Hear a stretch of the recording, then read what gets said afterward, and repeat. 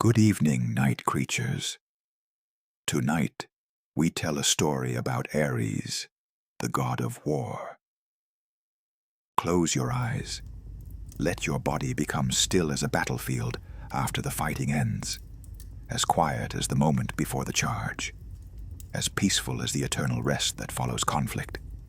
Feel the weight of your limbs growing heavy like armor removed after long battle, like weapons laid down at day's end, like shields set aside when war finally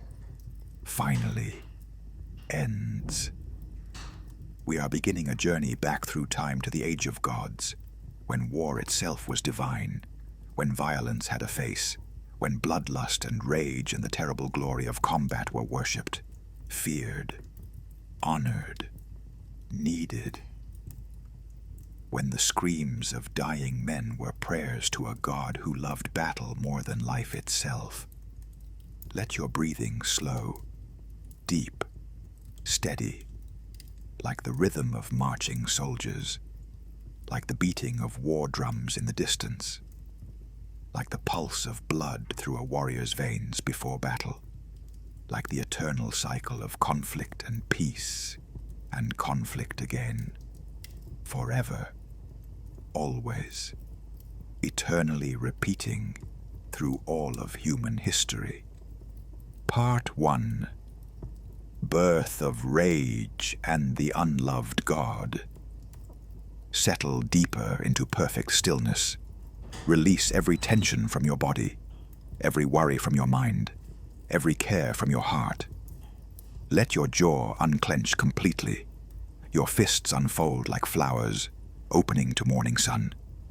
Your shoulders drop away from your ears as if weights were removed. Everything that was tight becomes loose. Everything that was hard becomes soft. Everything that was held becomes released. Everything simply melts, dissolves, fades into perfect, peaceful, complete rest.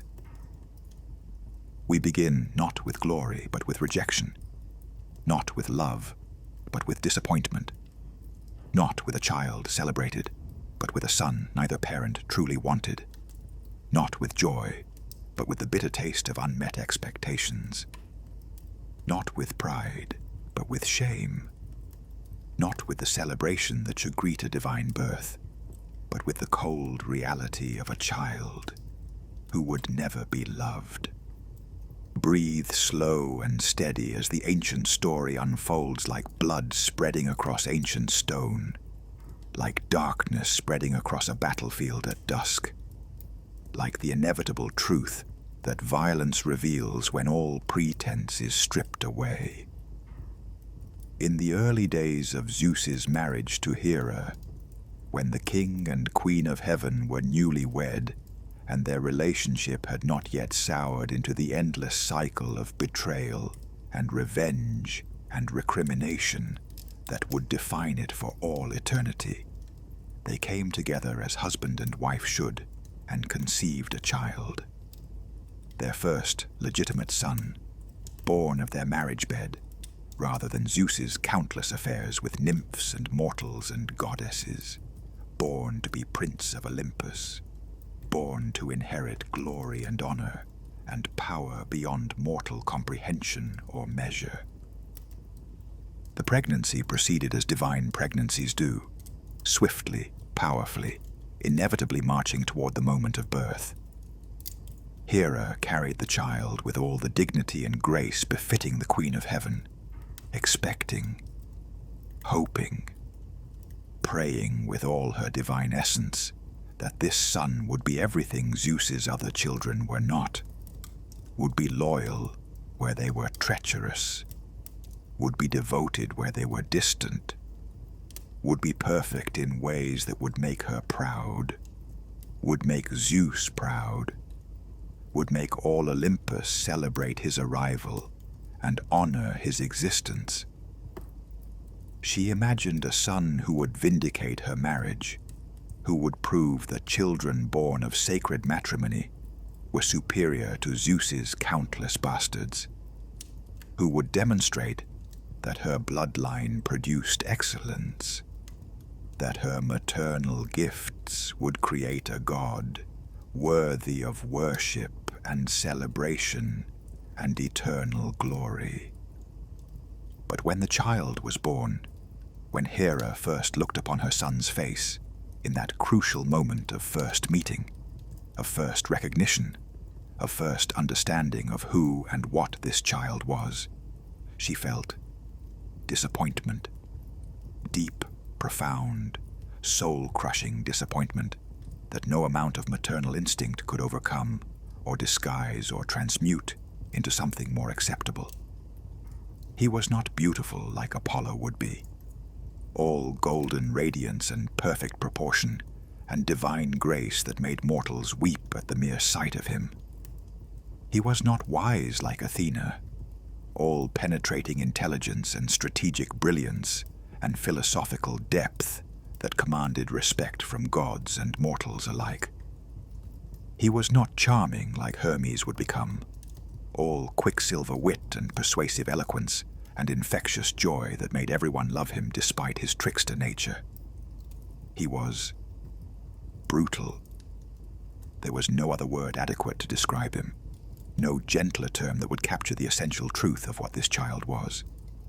His face, even as an infant barely moments old, held something harsh, something fierce, something fundamentally violent that marked him as different, as dangerous, as other.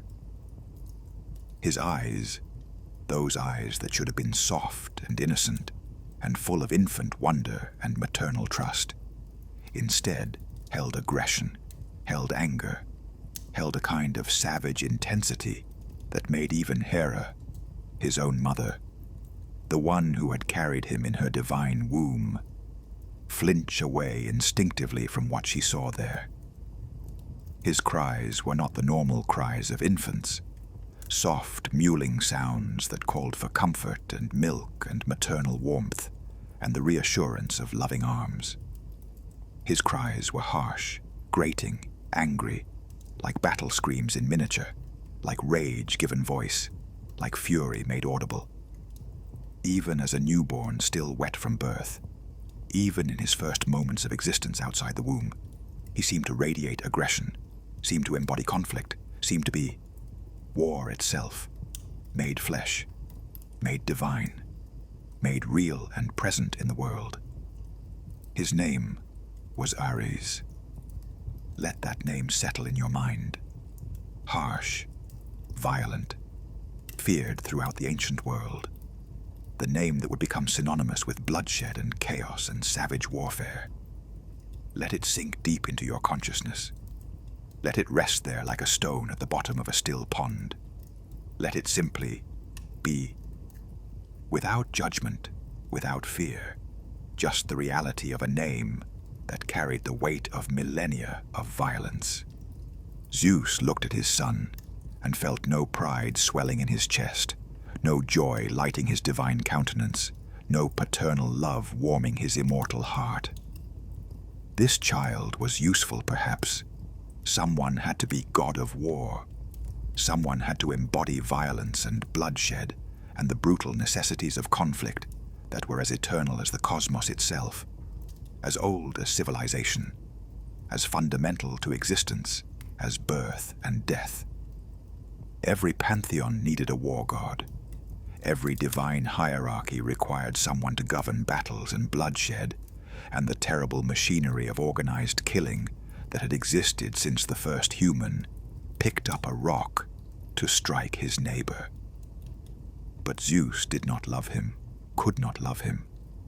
Found in this child nothing to admire, nothing to cherish, nothing to celebrate or hold up as example of divine perfection. Where he looked at Apollo and saw beauty incarnate, where he looked at Athena and saw wisdom personified, where he looked at his other children, even his bastards born of affairs and betrayals, and saw qualities worthy of a god's pride and a father's love. When he looked at Ares, he saw only violence, raw, untempered, purposeless violence, without redeeming qualities or civilizing influences. Rage without wisdom, fury without strategy, war without glory or honor, or any of the noble qualities that might make violence acceptable to civilized beings. Hera looked at her son and felt complicated emotions swirling and churning through her divine consciousness, like storm clouds gathering before thunder. He was hers, born of her body, flesh of her flesh, blood of her blood, in whatever way that divine beings could claim such mortal connections. The bond of mother and child existed between them, undeniable and eternal. But he was also violent, brutal, crude, everything she found distasteful about war and conflict, and masculine aggression taken to its most extreme and unpleasant form. Some stories say she conceived him alone, without Zeus's participation or contribution, through her own divine power, in response to Zeus birthing Athena from his own head, without female participation. A child of hers alone, to match his child alone. A demonstration that she too could create divinity without need of spouse or partner or masculine contribution. But whether Zeus was his father through normal divine procreation or not, whether Ares sprang from both parents or from Hera alone through parthenogenesis, the result was the same. Ares was born into the world, and neither parent truly wanted him. Neither parent celebrated him. Neither parent looked upon him with anything approaching the love and pride that parents should feel for their children. This rejection, this fundamental unwantedness, this knowledge that he disappointed from his very first breath, would define Ares forever and shape everything he would become. He was the unwanted son, the unloved god, the deity neither parent celebrated, the child who grew up knowing, as surely as he knew his own divine nature, that he disappointed everyone who looked at him, that he was valued only for his utility as god of war, that he mattered only because violence was necessary to the functioning of the cosmos, that he was tolerated rather than loved, needed rather than wanted, used rather than cherished. Rest as we watch Ares grow, as we see what rejection creates in the heart of a god, as we understand the making of the deity of war.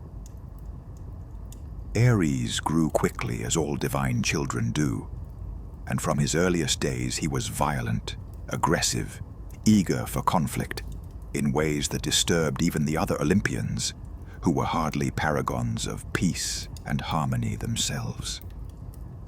Where other young gods played at music or poetry or craft, where they learned the arts of civilization and culture, and refinement that separated gods from beasts, Ares played at war. His games were battles in miniature. His toys were weapons forged by Hephaestus.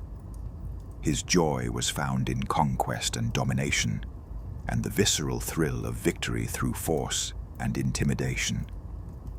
Where others learned diplomacy and charm and persuasion, where they developed the skills of negotiation and compromise and peaceful resolution of conflicts, where they mastered the arts of rhetoric and debate that allowed civilized beings to settle disputes without violence, Ares learned to fight, to strike, to dominate through sheer physical force and intimidation, and the willingness to escalate any conflict to violence without hesitation or remorse or second thought. He was not strategic like Athena would be when she emerged fully formed and fully armed from Zeus's head, already wise beyond measure, already understanding the principles of warfare as extension of policy by other means. He did not plan ahead, did not think through consequences, did not consider the broader implications of his actions or the long-term results of his choices, or the cascade of effects that violence inevitably created. He simply fought, simply raged, simply threw himself into conflict with absolute commitment and no thought for anything except the immediate, visceral, overwhelming joy of battle itself. The pure, savage pleasure of violence, unleashed without restraint or limitation or civilizing influence. Zeus despised this about his son. The king of gods, who had himself overthrown his father Cronus through violence, who had waged war against the Titans for 10 years, and against the giants after that, who knew well the necessity and utility of warfare in achieving and maintaining power, nevertheless found his son's nature distasteful, embarrassing, shameful in ways that went beyond mere disapproval, because Ares did not fight for purpose, did not wage war for achievable goals, did not use violence as means to rational ends that served larger objectives. Ares loved violence for its own sake, loved war because war was exciting and visceral and real in ways that peace could never be, loved the chaos and bloodshed and savage fury of battle without caring whether that battle served any purpose beyond its own continuation.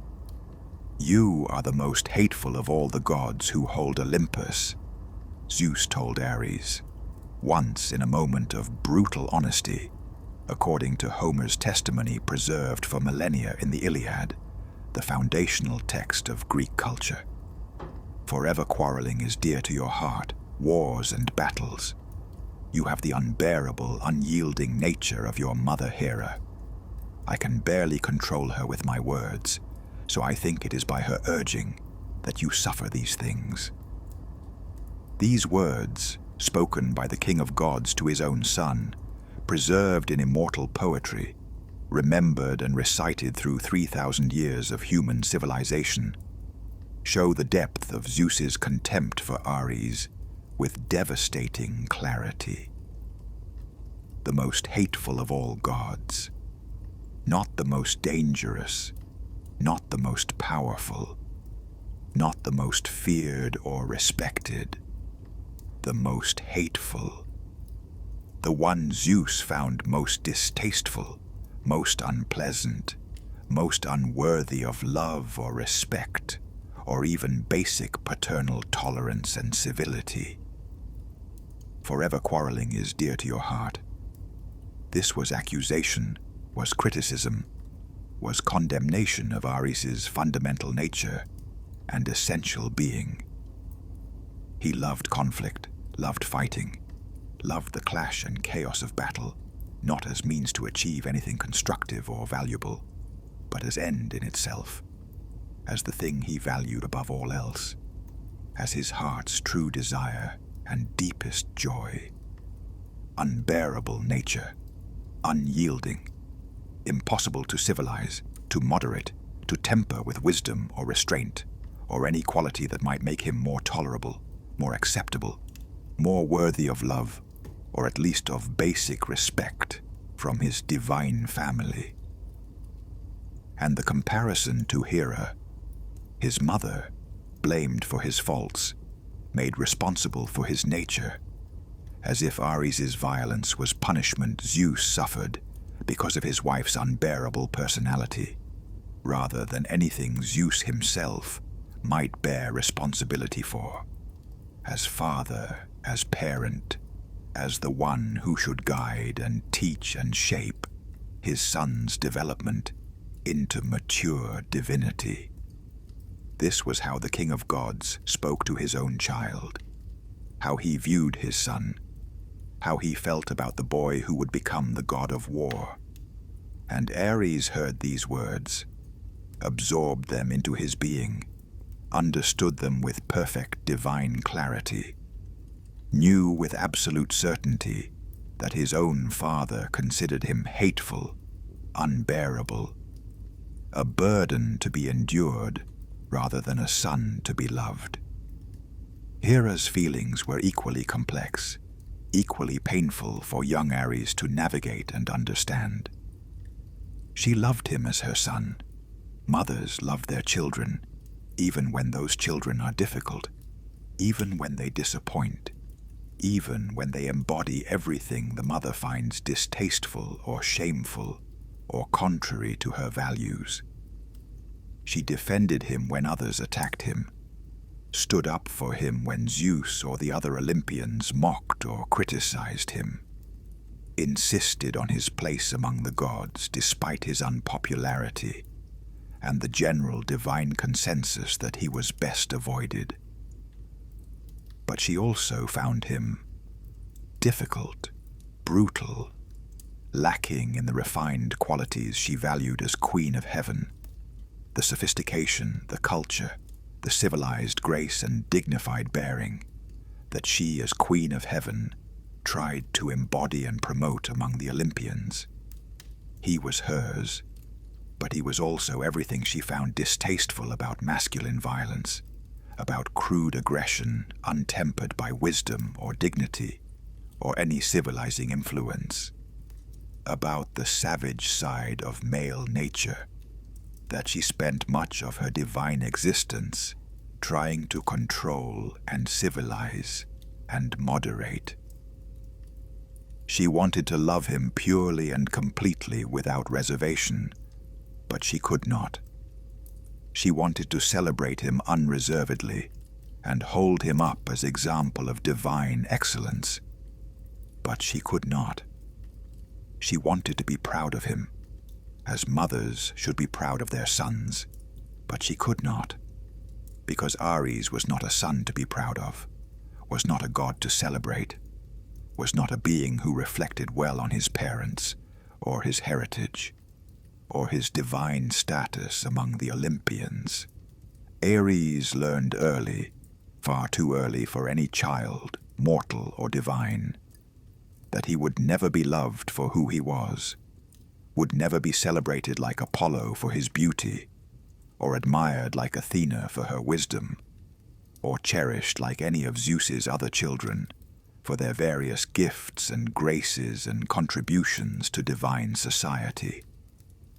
He was useful for war, necessary for conflict, needed when violence was required to settle disputes or defend against threats, but never loved, never wanted beyond his utility, never valued for himself, for his own sake, for his being rather than his function. This shaped him, twisted him, made him into exactly what they feared he would become, exactly what their rejection and contempt and lack of love created in the heart of a god who needed affection as much as any being, divine or mortal. If all he could be was the god of war, if violence was all anyone valued in him, if savagery was his only acknowledged gift and contribution, then he would be that completely, absolutely, without apology or restraint, or any attempt to be anything else, or develop any other qualities, or seek approval through any other means. If they wanted a god of war, he would give them war in its purest, most savage, most brutal form. If they needed violence, he would give them violence untempered by wisdom or strategy or any civilizing influence. If they demanded savagery, he would be savage beyond their worst fears and darkest nightmares, would embody war in ways that made them uncomfortable and afraid and desperate to keep him at arm's length.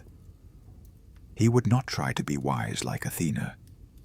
They had made abundantly clear that wisdom was not valued in him, was not expected from him, was not something they wanted him to develop. He would not try to be beautiful like Apollo. They had made clear that beauty was not his to claim or cultivate or use as path to acceptance. He would not try to be charming like Hermes. They had made clear that charm in him would be wasted effort, would not change how they saw him, or felt about him, or treated him.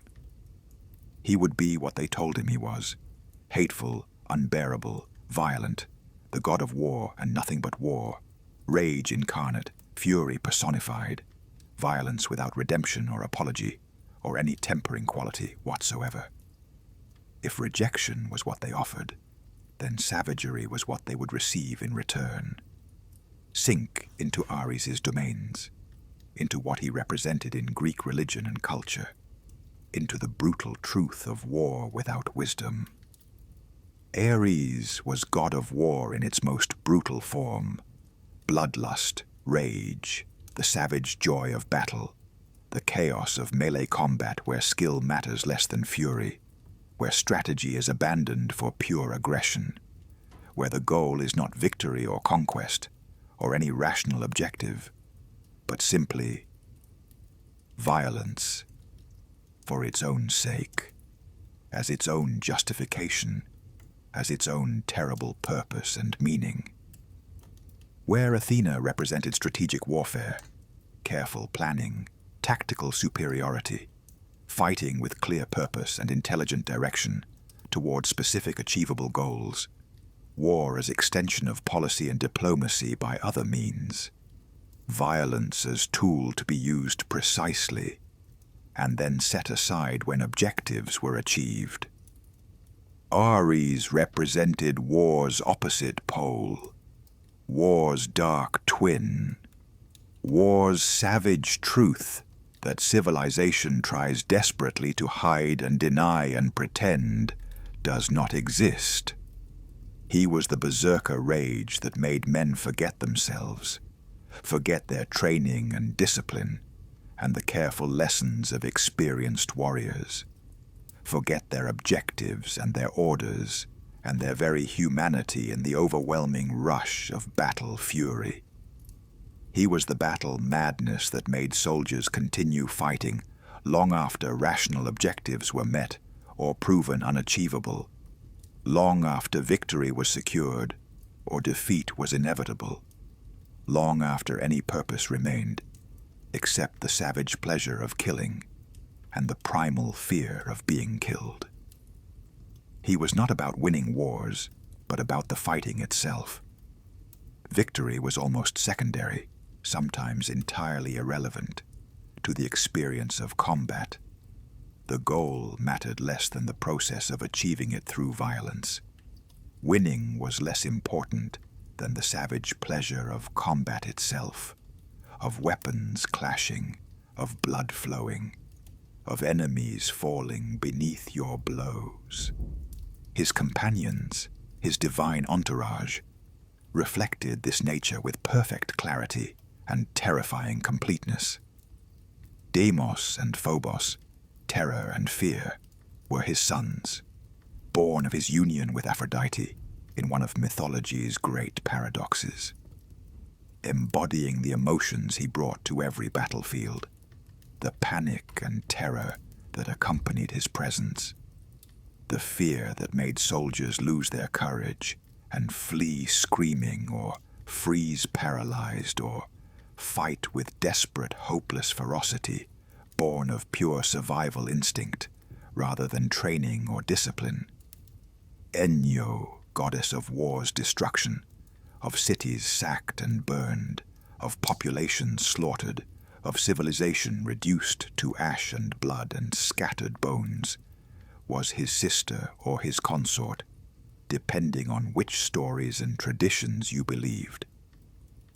She represented war's aftermath, war's consequences, the destruction that violence inevitably brought to everything it touched, the ruin that followed in battle's wake.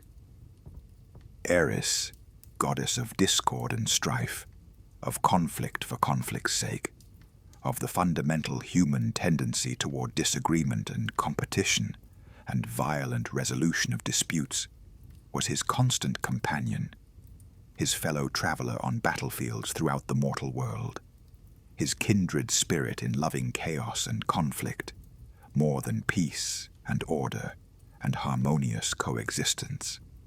Together they embodied everything terrible about war: fear, terror, discord, strife, destruction, chaos, rage, bloodlust, savagery, the complete breakdown of civilization and order and reason, into pure violence and screaming and blood and death, without meaning or purpose or redemption. When Ares appeared on the battlefield, when his divine presence manifested among mortal warriors, the fighting became more brutal, more savage, more pointless and destructive.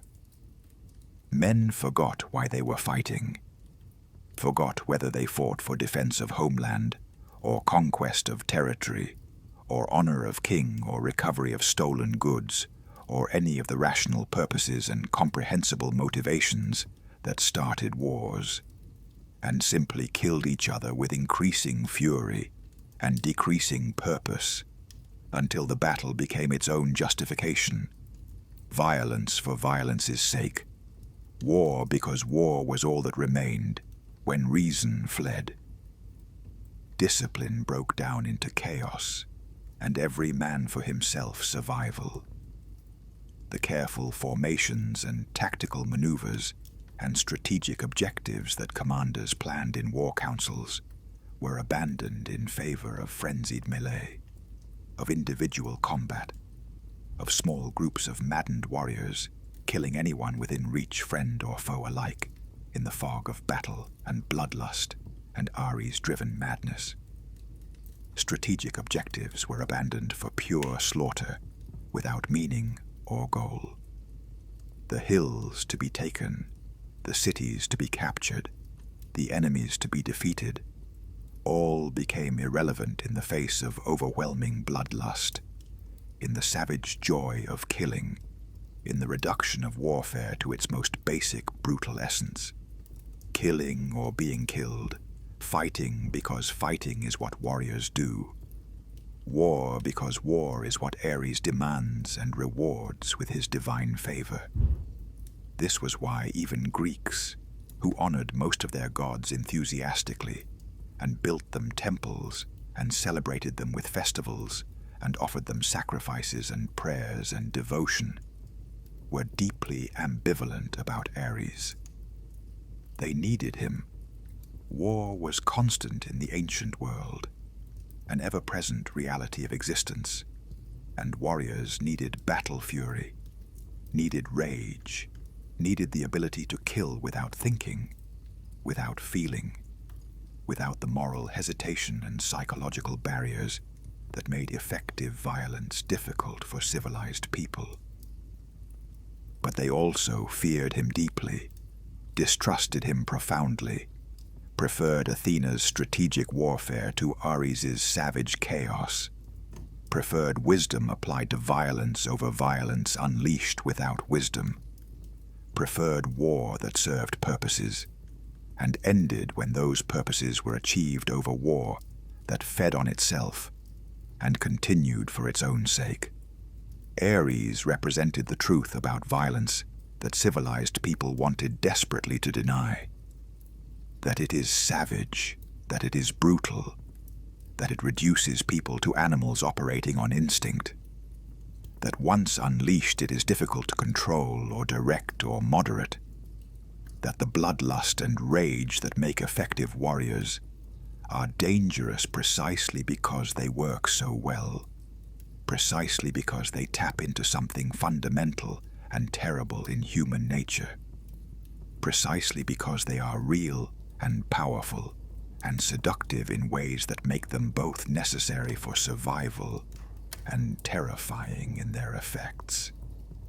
Breathe deeply as we turn to Ares in the Trojan War, to his role in that greatest of conflicts that defined Greek culture, to his defeats and his humiliations, to the way even in the war that became the foundational story of Greek civilization, the god of war himself was beaten, humiliated, shown to be inferior to wisdom and strategy and careful planning. During the Trojan War, that 10-year siege that became the foundational story of Greek culture, the source of their greatest poems and myths, the conflict that defined what it meant to be a hero, to be a warrior, to be a man facing death in combat for something larger than yourself. Ares sided with Troy against the Greeks, against the Achaean coalition that sought to punish Paris for stealing Helen and retrieve her from foreign captivity. Some say this was because Aphrodite, his lover, his only source of acceptance and affection in all the cosmos, also favored Troy, and he followed her lead as lovers do, supporting what she supported, opposing what she opposed. Others say he simply chose the side that would maximize violence, maximize conflict, maximize the war's duration and brutality, and body count, because more war meant more of what he loved most, more opportunities to revel in battle, fury, and bloodshed. He fought on the Trojan side with divine fury, encouraged their warriors to greater savagery, filled them with battle rage that made them forget fear and hesitation, made the fighting more savage, more brutal, more terrible in ways that shocked even veterans hardened by years of combat and countless battles. When Ares was present on the battlefield, when he manifested in his divine form or possessed mortal warriors with his fury, the violence reached levels of savagery that horrified even those who had seen the worst that war could offer. But Ares's presence on the battlefield did not guarantee victory for Troy or for anyone fighting under his divine patronage.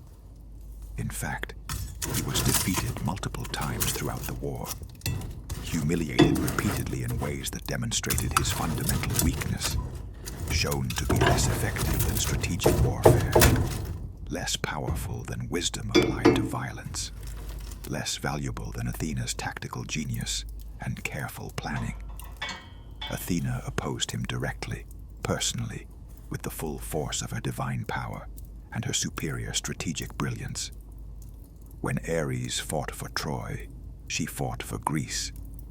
When he filled Trojans with rage and bloodlust, she filled Greeks with strategy and tactical awareness and the ability to fight smart rather than just fight hard, to think as well as strike, to plan as well as kill.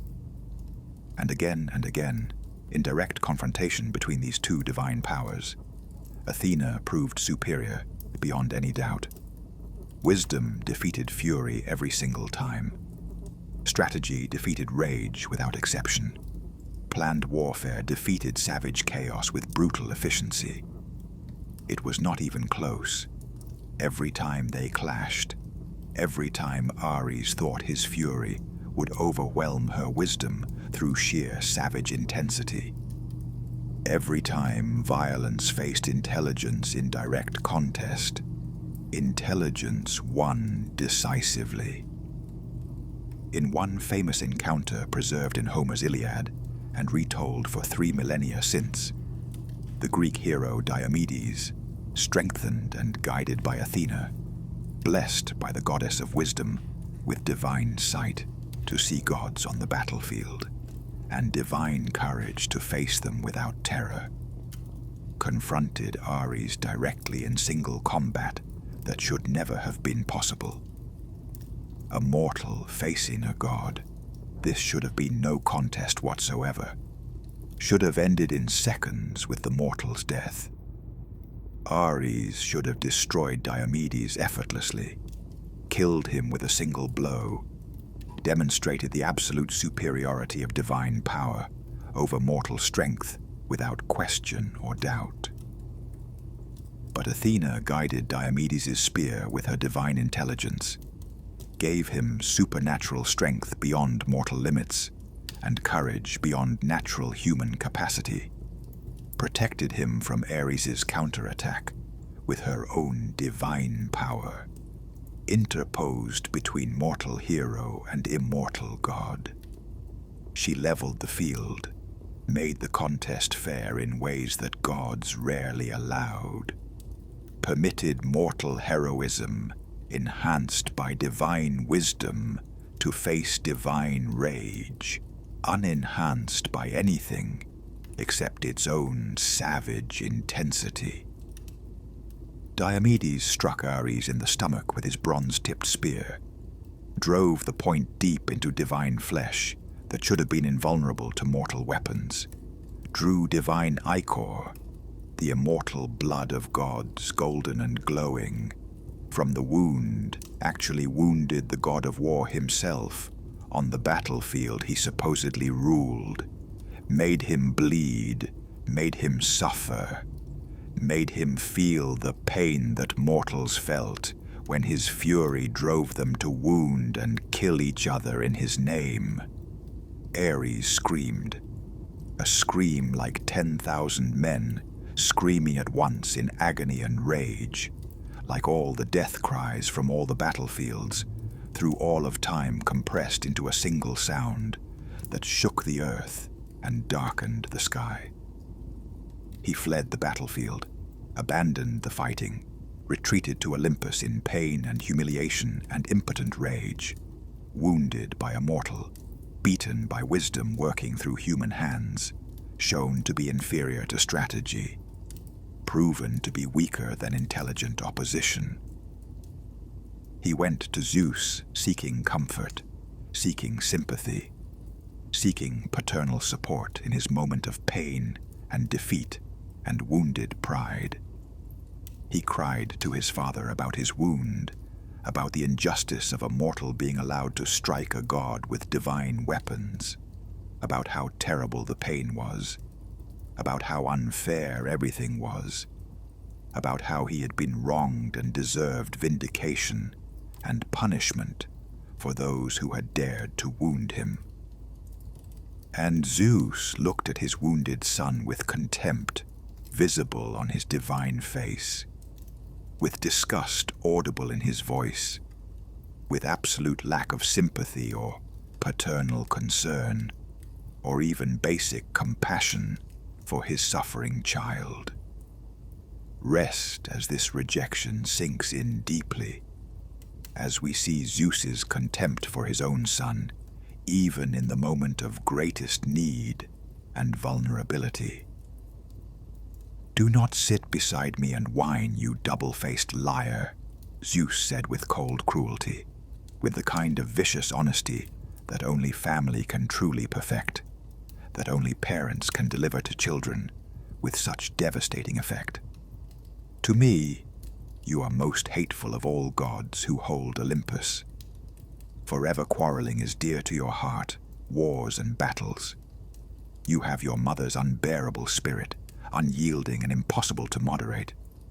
I can barely control Hera with my words, so I think it is by her urging that you suffer these things. Still, I will not long endure to see you in pain, since you are my offspring, and it was to me that your mother bore you. But were you born of some other god, so destructive and hateful as you are, you would have been cast down below the Titans, into deepest Tartarus long ago, to suffer eternal torment far from the sight of civilized gods. Even wounded, even suffering, even seeking comfort from his own father, in a moment of vulnerability and pain and need for paternal love, Ares received only contempt, only rejection, only harsh words and emotional abuse that cut deeper than any physical wound. Zeus healed him. A god could not be allowed to remain wounded permanently. Divine dignity and the order of the cosmos demanded that much, but offered no comfort, no sympathy, no paternal love or support, or even acknowledgement that Ares's pain mattered or his suffering deserved compassion. In fact, Zeus made explicitly clear that he healed Ares only out of obligation, only because Ares was technically his son, and divine protocol demanded it, not because Zeus cared about Ares's suffering or wanted to help him, or felt any paternal affection whatsoever for this child of his blood. If Ares had been anyone else's son, Zeus stated directly and without shame, he would have been cast into Tartarus ages ago for being so destructive, so hateful, so fundamentally unbearable to civilized divine society. This scene preserved in Homer's Iliad for 3,000 years, shows the fundamental dynamic of Ares' existence with devastating clarity that echoes through the centuries. He was despised by his own father, barely tolerated by his own mother, useful only for his function as war god when violence was needed, valued only for the battle fury he could provide and unleash on command. Never loved, never celebrated, never honored, except by those who needed war's savagery for their own purposes, and even then honored reluctantly, acknowledged grudgingly, used without genuine respect or affection or appreciation. Ares represented the aspects of war that civilized people wanted to use but not acknowledge, wanted to employ for their benefit but not celebrate openly, wanted to benefit from but not honor or admit their dependence upon. He was necessary evil, was the dark side of conflict that everyone needed, but no one wanted to claim as their own, wanted to invoke for their benefit when threatened, but not worship openly or admit their reliance on in times of peace. The first part ends with Ares established in all his tragic complexity, unloved by his parents, rejected by divine society, valued only for his utility, needed only when violence was required, despised for the very qualities that made him effective at his function, eternally seeking the acceptance and love that would never come from those who should have given it freely. Sleep beckons now, gently, softly. The first part complete. Part 2. Defeats, humiliations, and the warrior's shame. Float now between the first part and the second, between waking and sleeping, between the story of the unloved god and the peace of not thinking at all. Let Ares' rejection echo in your mind, and then dissolve like mist in morning sun, deeper still into the realm where even gods can fail, where divine power proves insufficient, where the god of war learns again and again that rage alone cannot triumph over wisdom. Breathe barely, like the silence after battle, like the stillness after screaming ends, like the peace that follows only when all violence is finally, utterly, completely spent. The Elodie and Ares' imprisonment. The story of Ares' imprisonment by the Alauade reveals perhaps more than any other tale the fundamental truth of his existence, that he was unloved, unvalued, unmissed, even when absent for over a year from divine society and the councils of Olympus. The Alauade were giants, twin brothers named Otus and Ephialtes, sons of Poseidon, according to most traditions, though some said they were sons of Aloeus and merely fostered by the sea god. They grew at an extraordinary rate unmatched even among the race of giants, who were known for their size and strength. 9 fingers breadth in width and 9 cubits in height every year, from the moment of their birth. By age 9, they were 54 feet tall and 18 feet wide, massive beyond comprehension, even by the standards of giants, powerful beyond normal measure, strong enough to challenge even gods and believe they might actually win. These giants were ambitious beyond reason and measure, arrogant beyond the natural pride of powerful beings, convinced utterly of their own superiority and their destiny to overthrow the divine order itself. They decided in their youth and hubris to storm Olympus itself, to overthrow the gods who ruled from their mountain throne, to take divine power from Zeus and the Olympians and claim cosmic authority for themselves, to become gods in place of gods. Their plan was audacious, was impressive in its scope and ambition, even as it was doomed by its very nature. They were going to pile mountain upon mountain, Mount Ossa on Mount Olympus first, then Mount Pelion on top of Ossa, creating a stairway to heaven, a path to divine conquest, a means of bringing war directly to the gods themselves in their own realm, storming the heights of divine power with mortal-born strength and giant determination. The gods were genuinely alarmed when they learned of this plan, were actually threatened in ways they rarely allowed themselves to feel, were truly worried that these giants might succeed where the Titans had failed, that mortal-born beings might actually overthrow divine rule and seize power from those who had held it since the beginning of the current cosmic age. But before the giants could complete their mountain stairway and storm the gates of Olympus itself, before they could challenge Zeus directly and test their strength against the king of gods, they encountered Ares. The god of war met them somewhere in the wilds of Thrace or Thessaly, accounts vary, and engaged them in direct combat, confident in his divine power, certain he could defeat these mortal-born giants despite their size and strength and impressive growth rate, sure that divine nature would triumph over mortal audacity, as it always had before. He was catastrophically wrong in this assumption. Ares fought them with all his considerable fury and divine power at full manifestation, struck them with weapons that had killed countless mortals and monsters in battles throughout the ages, unleashed upon them the full force of his battle rage and savage commitment to violence, fought with the intensity and commitment that characterized all his combat throughout eternity. But he underestimated them completely and fundamentally, fought with rage instead of strategy, as was his eternal nature, relied on fury instead of wisdom as he always did, trusted that divine power and savage intensity alone would be sufficient without need for intelligent application of that power or tactical consideration of their considerable size and surprising coordination.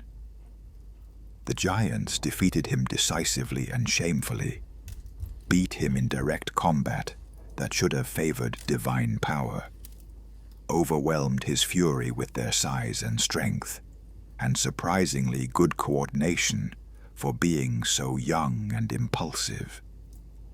They captured him through means that stories don't detail clearly, bound him with chains strong enough to hold even divine strength, and imprisoned him in a bronze jar.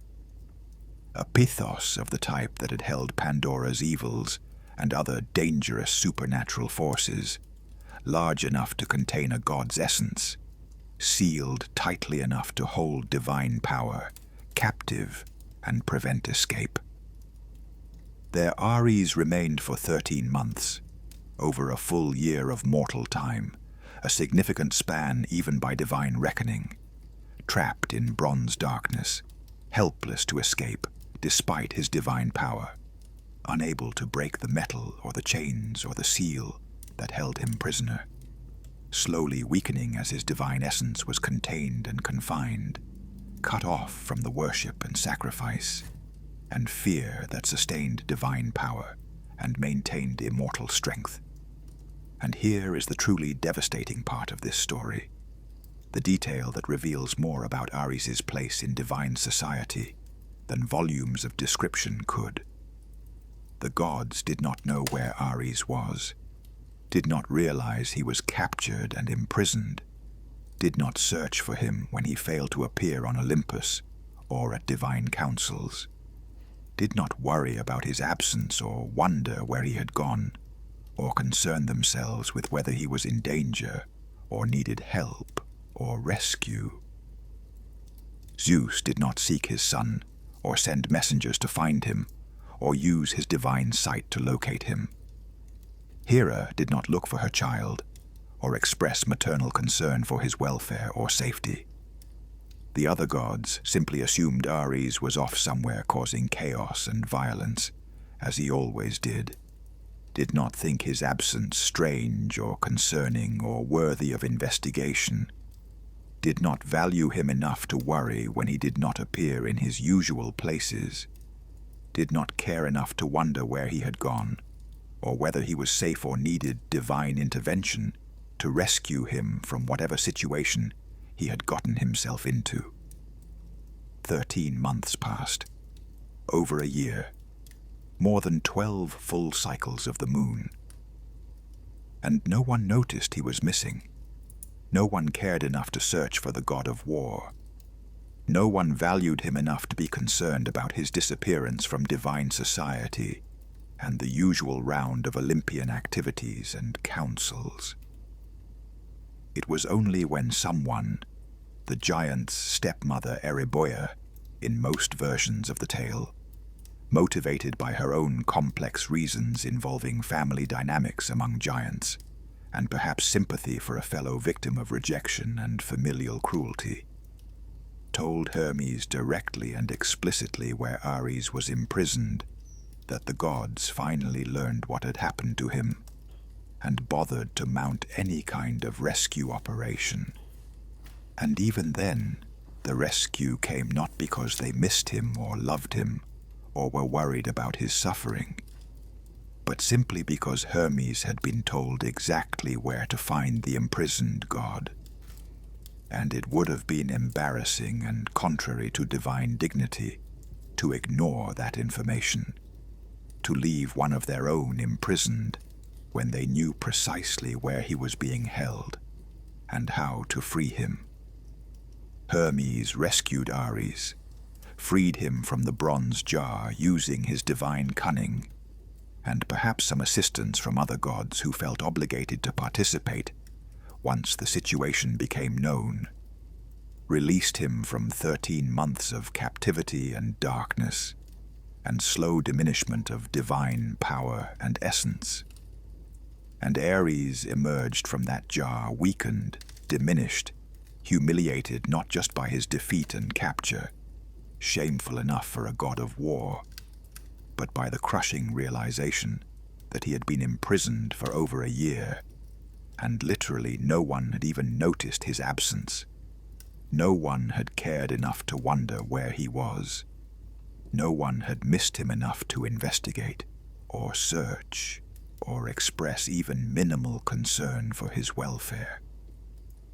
This was Ares's existence made brutally, devastatingly clear through this single story, powerful enough to be god of war and hold that divine office, useful enough to be tolerated on Olympus when his services were needed, necessary enough to be called upon when violence was required to settle disputes or defend against threats, but not valued enough to be missed when absent for over a year, not loved enough to be sought when lost, not cherished enough for anyone to notice when he simply disappeared from divine society for 13 months into bronze darkness and helpless divine imprisonment.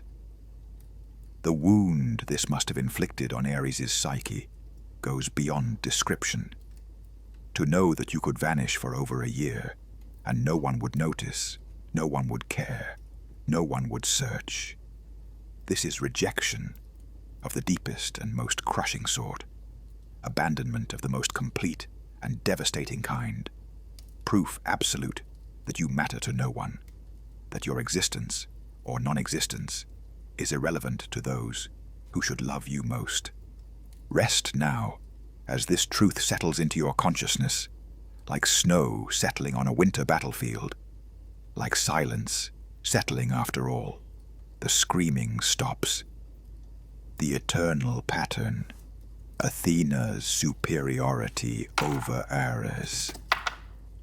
The rivalry between Ares and Athena was not mere sibling squabbling or divine politics, or personal animosity born of petty jealousies and competing claims to authority. It was fundamental opposition, built into the very structure of the cosmos, was definitional conflict that could never be resolved, because it represented two irreconcilable approaches to the same domain. Was the eternal struggle between two different kinds of warfare that could not both be supreme, two different philosophies of how conflict should be waged, and what war should achieve, and why violence existed as option for resolving disputes. Ares represented war as bloodlust, as rage channeled into combat, as the savage joy of battle itself, regardless of outcome or purpose or rational justification. He was violence for its own sake, unleashed without restraint. Combat as its own complete justification, requiring no external purpose.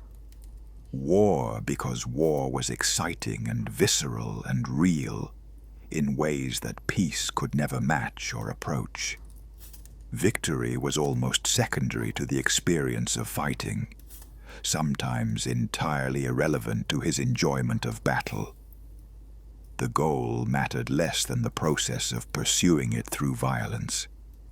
Winning was less important than the savage pleasure of combat itself, of weapons clashing against weapons and armor and flesh, of blood flowing hot and red and real, of enemies falling beneath your strikes and proving your physical dominance and martial prowess. Athena represented the complete opposite pole of warfare. War as strategy, as wisdom applied to violence, as intelligent application of force towards specific achievable goals that served larger purposes.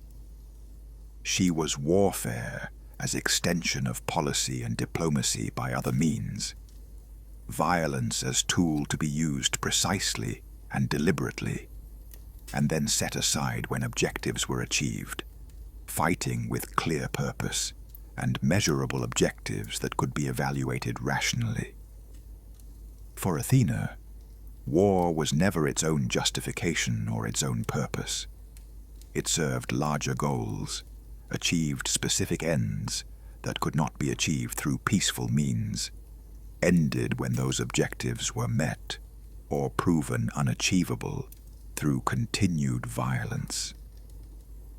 Strategy, tactics, careful planning, intelligent use of resources, coordination of forces, deception and misdirection, psychological warfare, logistics and supply lines, political considerations, alliance management, knowing when to fight and when to negotiate and when to retreat. These were what mattered to Athena. These were what defined good warfare and separated civilized conflict from savage slaughter. These were the qualities that made war acceptable to civilized beings and justified its terrible costs in blood and treasure and human suffering.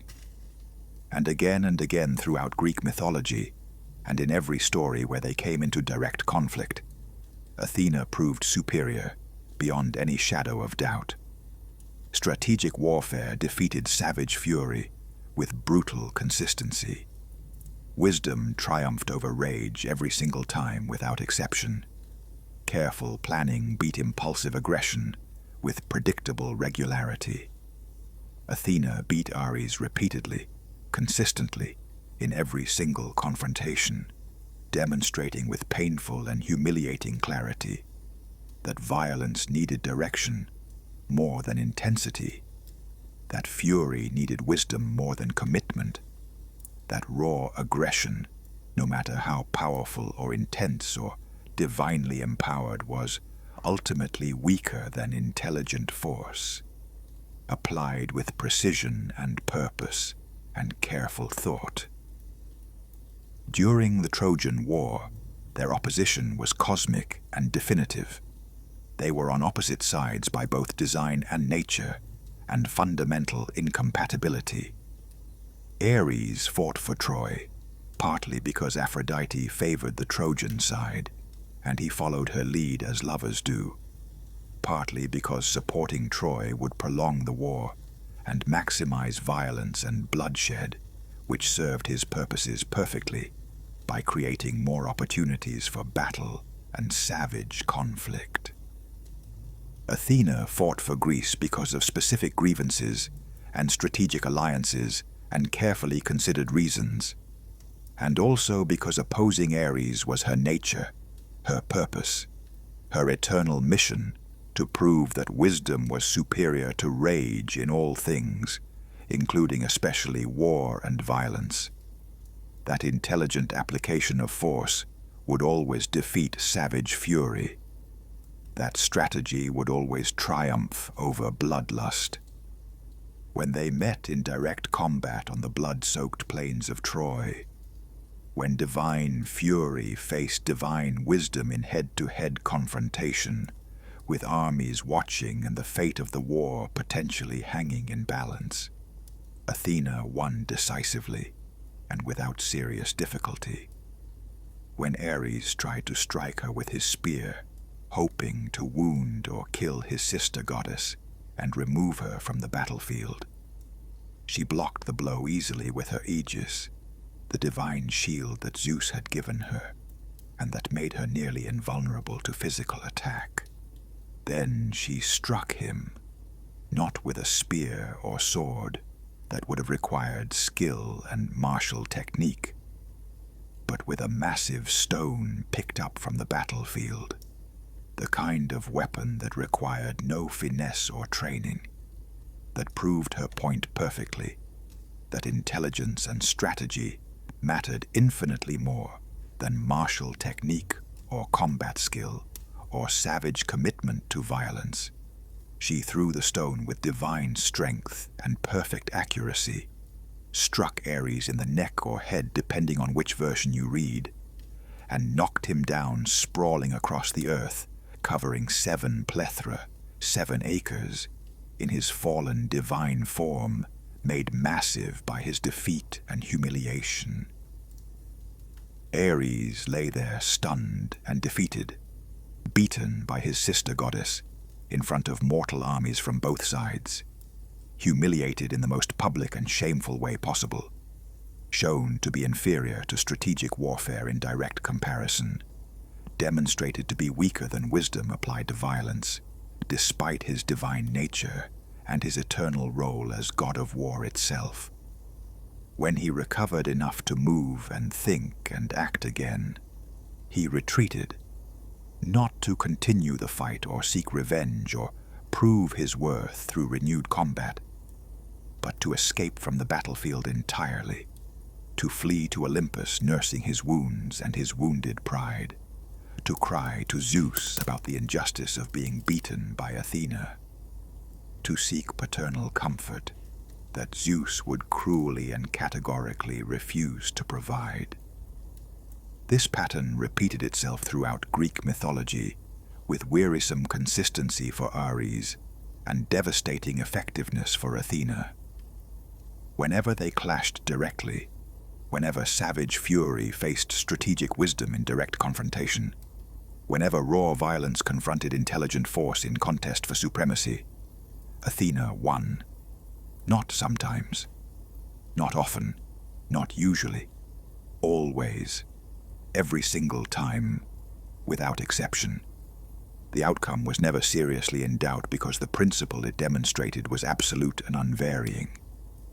Wisdom defeats rage, strategy beats fury, intelligence applied to violence is simply, objectively, demonstrably superior to violence unleashed without thought or planning or careful consideration. Even victories won by others over Ares were really Athena's victories when examined carefully. When the mortal hero Diomedes wounded the god of war himself with a bronze-tipped spear on the plains of Troy, it was Athena who guided that spear, Athena who gave the mortal hero divine strength and supernatural courage, Athena who protected Diomedes from Ares's counterattack with her own divine power interposed between vulnerable mortal and enraged god. Athena whose wisdom made possible a mortal's triumph over a god, whose strategy permitted Diomedes to succeed where he should have failed.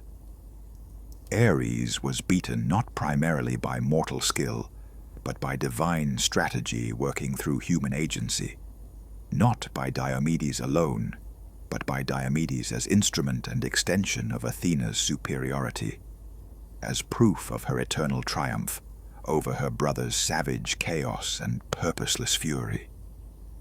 Breathe deeply as we contemplate this pattern, as we understand what it reveals about Greek values and Greek understanding of war's nature. Why did Ares lose so often? Why was the god of war himself regularly and repeatedly defeated by strategic opposition from his divine sister?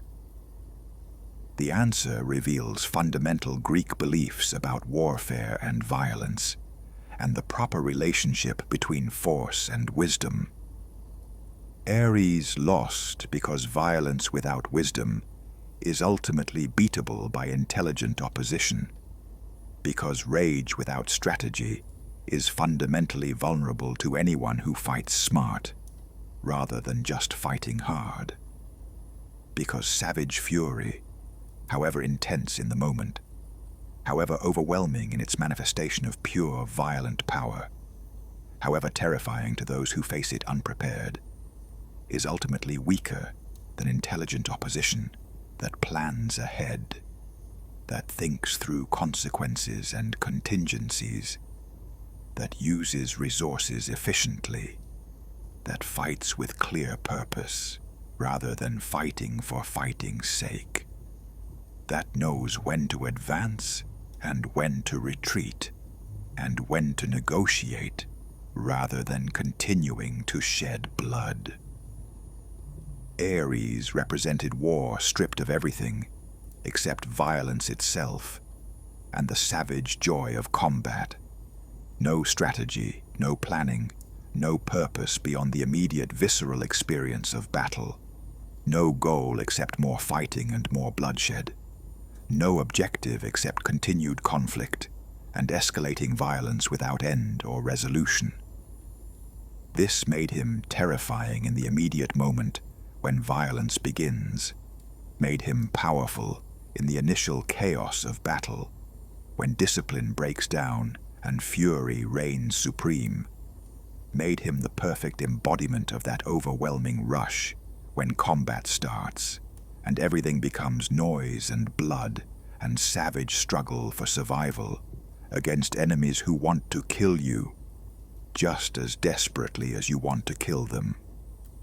But this same quality that made Ares terrifying in the moment also made him vulnerable to anyone who fought intelligently rather than just intensely, who planned their battles carefully rather than throwing themselves into combat with pure savage commitment, who used strategy and tactics and wisdom to direct their violence toward specific achievable ends, rather than simply unleashing fury and hoping intensity would be sufficient for victory.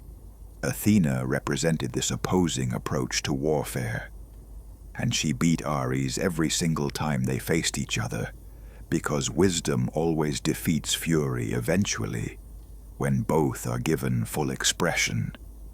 Because strategy always finds rage's weaknesses and exploits them ruthlessly. Because intelligent warfare is simply, objectively, demonstrably superior to savage chaos, no matter how divine or intense or committed that chaos might be. This was humiliating for Ares beyond measure. To be beaten again and again by the same opponent using the same methods, to be proven inferior repeatedly in his own domain, to be shown that even as god of war, he was not supreme in warfare, but rather subordinate to strategic wisdom. But it was also profoundly revealing about Greek values and Greek cultural priorities, about what ancient Greeks believed was truly important in warfare and in life more generally. The Greeks honored strategic warfare over savage bloodlust, honored Athena over Ares despite needing both for complete military capability. celebrated wisdom applied to violence, rather than violence unleashed without direction or purpose. They needed both gods and both approaches, needed the battle fury that Ares provided when combat required soldiers to kill without hesitation or moral reflection, needed the savage willingness to continue fighting when reason said to flee or surrender, needed the bloodlust that made men effective instruments of violence and death. But they honored what they preferred over what they needed, celebrated the war they wished they could fight over the war they actually fought, valued Athena's ideal of rational, purposeful violence over Ares's reality of savage, meaningless bloodshed. This created interesting and revealing tension in Greek religious practice and military culture. They invoked Athena publicly, built her magnificent temples, including the Parthenon in Athens, celebrated her festivals with civic pride and cultural sophistication, honored her openly as patron of their cities and guardian of civilization itself. But they also invoked Ares privately before battles, called on him when they needed fury more than wisdom and bloodlust more than strategy, prayed to him when savage commitment to violence was required more than careful, tactical planning, sacrificed to him before combat that would require men to become temporary monsters in service of their city or king. The truth that Greeks understood, even if they preferred not to acknowledge it openly, was that they needed both gods and both approaches to warfare. They needed Athena's wisdom to win wars, to achieve strategic objectives, to direct violence toward productive political ends that serve the interests of their city-states. But they also needed Ares's fury to win battles, to kill effectively in the chaos and terror of melee combat, to access the savage abandon necessary for effective violence at close quarters, where civilized restraint meant death. The two gods represented two essential aspects of war that were both necessary, both real, both fundamental to military success and survival in the violent world of ancient Greece. Warfare required both strategic planning and savage execution, both wise direction and furious commitment, both Athena's intelligence and Ares's intensity. But Greeks preferred Athena overwhelmingly, honored her far more highly, celebrated her publicly while merely tolerating Ares, and invoking him only when absolutely necessary, and then with embarrassment or at least reluctance.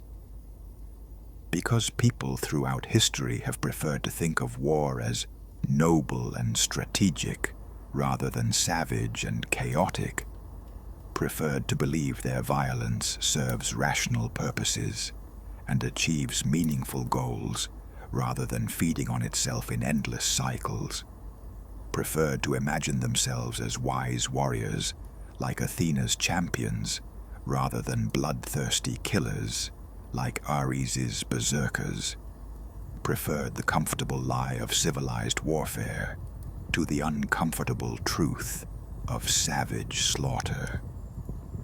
Rest now as we turn to Ares's rare victories, to those occasions when his violence served clear justice and his fury found appropriate targets worthy of divine rage. The killing of Halirotheus, when Ares's rage served justice. Not all of Ares's violence was pointless or savage or excessive, or deserving of condemnation and divine disapproval. Sometimes his fury served justice rather than chaos. Sometimes his rage was righteous rather than arbitrary. Sometimes his willingness to use lethal violence without hesitation or mercy or any consideration except immediate brutal action was exactly what the situation required and morally demanded. When Halirotheus, son of the mighty god Poseidon, raped Ares' daughter Alcippe, the god of war did not hesitate for even a moment, did not pause to consider political implications or divine protocol, did not negotiate or seek permission from Zeus or Poseidon or any other authority before acting. He found the rapist and killed him immediately, struck him down with divine fury, channeled into righteous violence, made clear with absolute finality that attacking his daughter meant death, swift and certain, and without mercy or possibility of escape or redemption. This was Ares at his best, protective, decisive, willing to act immediately when action was required, using his capacity for violence to defend the vulnerable, rather than to create chaos or pursue meaningless conflict. The assault on his daughter demanded response, and Ares provided that response without hesitation or doubt or concern for anything except justice and protection. But divine politics and family relationships complicated even this apparently straightforward case of justified violence. Poseidon, whose son had been killed, demanded justice from the other Olympians, demanded that Ares be punished for killing a god's child, regardless of what crime Halirotheus had committed, demanded that divine law be applied to this killing, as it would be to any other homicide involving divine or semi-divine beings. The gods held a trial. Some traditions claim it was the very first murder trial ever held, the first time the killing of one being by another was judged by formal council and established procedure, rather than simply avenged through blood feud and escalating cycles of violence. The trial was held on a hill outside Athens that would forever after be known as the Areopagus, the Hill of Ares, sacred to the war god and named for him, commemorating this moment when divine justice was served and carefully weighed, and Ares' violence was for once deemed righteous rather than excessive or criminal. The gods heard evidence and arguments from both sides. They considered Poseidon's grief and anger at the death of his son. They considered Ares' righteous fury at the rape of his daughter. They weighed the demands of justice against the claims of divine kinship and family loyalty. They debated whether killing was justified, even when the victim was guilty of terrible crime. And in the end, after careful deliberation, they ruled in Ares' favor. They determined that he was justified in his action, that killing a rapist in defense of one's daughter was not murder but justice, that some violence served righteous purposes and deserved celebration rather than condemnation or punishment. They acquitted him completely, freed him of all charges, acknowledged publicly that his fury had been appropriate to the situation, his violence had been necessary and proportionate, his killing had been just and right, and morally correct. This was one of Ares' very few moments of clear moral authority in all of Greek mythology, one of the exceedingly rare times when his violence was not just tolerated as necessary evil, but actively praised as positive good, when his rage served justice rather than chaos, when his savage nature proved valuable rather than embarrassing to the civilized gods, who usually found him distasteful and shameful. It showed that Ares' fundamental nature, his willingness to use lethal violence without hesitation, his rage that made him act immediately rather than deliberating endlessly while victims continued to suffer, his absolute commitment to protecting those under his care and those who claimed his protection, could serve good and righteous purposes when directed appropriately at deserving targets, could achieve just ends when applied to worthy causes, could be virtue rather than vice, when the situation truly demanded immediate violent response rather than careful consideration and measured action. But even this apparently positive resolution created lasting consequences that persisted through eternity. Poseidon never forgave the death of his son, never forgot that Ares had killed Halirrhothios, never stopped resenting the acquittal that freed the killer from punishment, even though that acquittal was legally and morally justified. The sea god and the war god became eternal enemies from that moment forward, eternal rivals locked in permanent opposition, perpetually hostile because of this killing that was simultaneously both just and unforgivable, both righteous and yet still demanding vengeance in Poseidon's eyes. This demonstrates a fundamental and uncomfortable truth about violence that Ares embodied, and that civilized society has never fully resolved or reconciled. Even when violence is completely justified, even when it serves clear justice and protects the innocent from terrible crimes, even when it is absolutely necessary and morally correct, and the only appropriate response to evil, it still creates enemies, still generates lasting opposition, still comes with costs and consequences that persist long beyond the immediate situation and that affect relationships and politics for generations or even eternally. Ares was completely right to kill Halirrhothios. He was serving justice. He was protecting his daughter, as any parent should and must. The gods themselves acknowledged this in their verdict.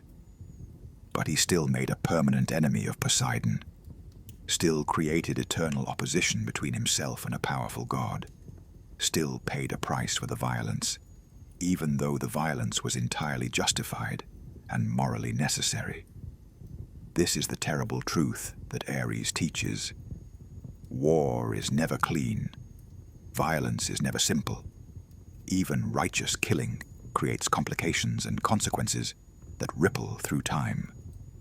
Choosing violence, even when that violence serves justice, means accepting costs that cannot be avoided or negotiated away, means creating enemies who will never forgive or forget, means living with consequences that persist long after the immediate threat has been neutralized and justice has been served. Sleep approaches now, pulling at your consciousness with gentle insistence. The second part draws toward completion. Part 3. The heart beneath the rage and the eternal war. Deeper still into the place where even gods know tenderness, where violence finds complement in passion, where the unloved discovers love. Ares and Aphrodite, war and love, violence and beauty, rage and desire. Their relationship was Greek mythology's great paradox, the union that should not work but does, the pairing that makes no logical sense yet feels emotionally inevitable. She loved him, not despite his violence, but including it. Not wishing he were different, but wanting him exactly as he was, savage, brutal, untempered by wisdom. She saw in his fury something that matched her own overwhelming nature, her own capacity to make people lose control, to override reason with pure feeling. Their children revealed what war and love created together. Phobos and Deimos, fear and terror, showed that both passion and violence create panic in human hearts. Both make people vulnerable. Both strip away civilized control. Both reveal the animal beneath the human mask.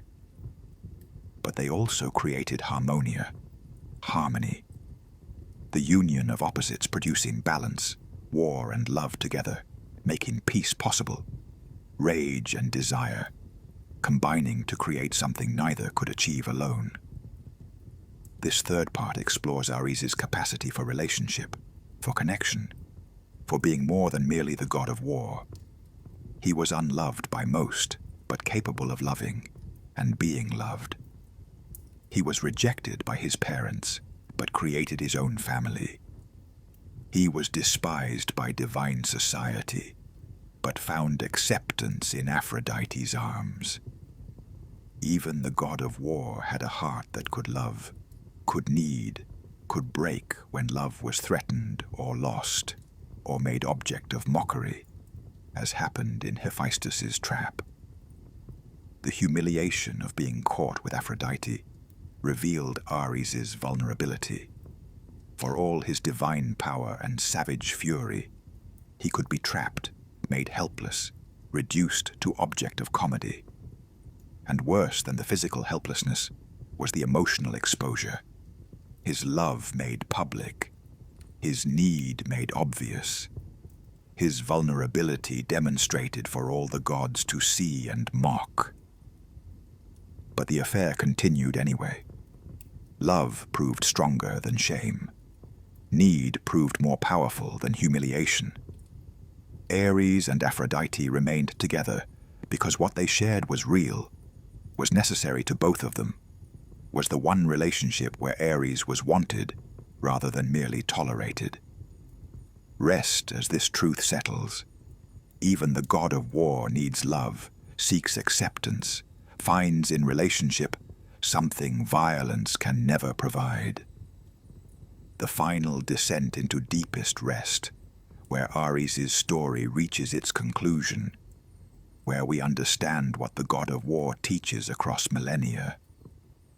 When Rome conquered Greece, Ares became Mars, transformed, reimagined, elevated from shameful necessity to honored father of the Roman people. Mars was Ares civilized, violence made respectable, war given dignity and purpose, and connection to civic virtue. But beneath Roman dignity, the same savage fury remained. Mars was Ares with better public relations, war dressed in toga and laurel crown, but still fundamentally violent, still requiring bloodshed, still demanding that soldiers become killers. Christianity tried to eliminate Ares entirely, declared war itself problematic, made violence sinful rather than divine. Yet Christian armies still fought, still killed, still needed the very fury they theologically condemned. They renamed it righteous wrath, called it holy war, justified it through doctrine. But it was still Ares' rage channeled through different words. Modern psychology recognizes Ares as archetype, the warrior within everyone, the capacity for aggression that cannot be eliminated, only integrated, the shadow side of human nature that must be acknowledged rather than denied. The god of war endures because war endures. As long as humans fight each other, as long as violence remains option for resolving disputes, as long as rage has power over human hearts, Ares remains relevant, remains real, remains necessary even if unloved. What does Ares teach? What wisdom comes from the god no one loved? That violence is real and cannot be wished away through noble philosophy or religious doctrine. That war exists and has always existed and will likely always exist. That humans kill each other and have throughout history and probably always will. That denying our capacity for rage and fury changes nothing. That pretending war can be civilized or noble or purely strategic is comfortable lie. That beneath every justified war and every strategic campaign lies savage fury that makes soldiers able to kill, that enables violence, that is Ares' eternal gift and curse. But also that we can choose wisdom over fury, strategy over rage, love over violence. That Ares alone is monster, but Ares balanced by Athena is warrior. That violence acknowledged and integrated is different from violence denied and unleashed. The choice is eternal and individual, to follow Ares into endless rage, or to balance him with wisdom, to let fury dominate, or to temper it with thought, to become violence incarnate, or to remain human despite capacity for savagery. Sleep now with this understanding. Ares is real, war is real, violence is part of human nature, but so is peace, so is wisdom, so is the choice to lay down weapons and rest. The god of war watches from eternal battlefields, but you can rest in peace, can sleep in safety, can choose in this moment not to fight, but simply to let go, release, sleep. Breathe one final time, deep and slow, and sleep. The war god rages in distant places, but here, now, in this moment, you are at peace. Sleep deeply, dream peacefully. The weapons fall silent in your mind. The battle fury fades to nothing. All conflict dissolves into perfect rest. Sleep. Ares endures because violence endures, but peace endures too. And sleep is always waiting, always welcoming, always offering sanctuary from war and rage and all the fury of the world. Sleep now, completely, finally. The story is told. The god is understood. Rest is yours. Sleep. Extended lessons and exploration of Ares' domains and worship. The Amazons and Ares shared a bond that reveals much about the war god's nature and his appeal to those whom civilization rejected. The Amazons were warrior women living beyond Greek civilization's borders, rejecting traditional female roles, choosing combat over domesticity, independence over marriage, martial prowess over motherhood. They worshipped Ares not as shameful necessity, but as honored patron, seeing in him a god who understood them, valued what they valued, celebrated violence without demanding feminine grace. To Amazons, Ares represented freedom from gender constraints. War was the realm where physical strength mattered more than social role, where skill with weapons counted more than household management, where fury and courage were virtues regardless of the warrior's gender. In Sparta, Ares worship took forms unusual for Greece. Spartans organized society around military excellence, raised boys as soldiers from age 7. They worshipped Ares openly, built temples without apology, honored him in festivals celebrating military virtues. Before battle, Spartan warriors sacrificed to Ares, called on him for battle fury, asked him to make them fearless and savage. The sacred band of Thebes, 150 pairs of male lovers fighting as paired warriors, represented Ares and Aphrodite united in practice. Love and war combined to create ultimate commitment. Passion and fury merged to produce warriors, fighting for lovers beside them. They died at Chaeronea to the last man, never retreating while their beloved lived. Testament that love combined with war creates commitment, transcending ordinary discipline. Mars, the Roman transformation. When Rome absorbed Greek religion, Ares became Mars, transformed fundamentally, elevated from shameful necessity to honored father. Mars was father of Rome through his liaison with Vestal Virgin Rhea Silvia, producing Romulus and Remus. This made Mars essential to Roman identity in ways Ares never was for Greeks. Mars connected to spring and agriculture unlike Ares. March was named for him, marking both campaign season and spring planting. Mars protected soldiers and farmers, violence and productivity, destruction and growth. This made Mars complete, integrated into civilized life. Roman worship was extensive. Campus Martius was where armies trained. Temples dotted city and empire. Festivals throughout the year honored Mars with elaborate rituals. Romans accepted violence more directly than Greeks, celebrated military virtue openly, made war central to civic identity. But even Romans preferred disciplined violence to chaos. Mars was celebrated as civilized war god, divine ancestor, embodiment of discipline rather than savage fury. Violence remained, but was dressed in dignity, given purpose, made respectable. Christianity and the war. God's decline. Christianity tried eliminating Mars, declared violence sinful rather than divine. Yet Christian armies still fought, still needed fury they theologically condemned. They renamed it righteous wrath, called it holy war, justified through doctrine, but remained Ares's rage channeled through different words.